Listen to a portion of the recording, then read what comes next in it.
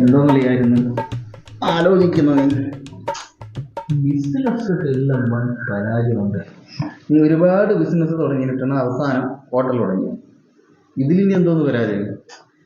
വേണ്ടത്ര കച്ചവടം നടക്കുന്നില്ലേ ഹോട്ടലിൽ?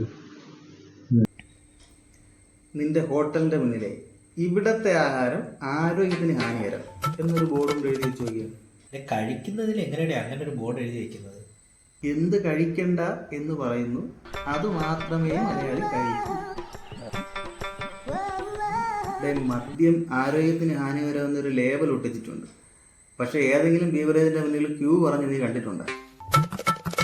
സിഗരറ്റ്, പാൻപരാഗ്, ശംഭു ഇതിലെല്ലാം എഴുതി വെച്ചിട്ടുണ്ട് ഉപയോഗിക്കാൻ പാടില്ല, ആരോഗ്യത്തിന് ഹാനികരമാണെന്ന്.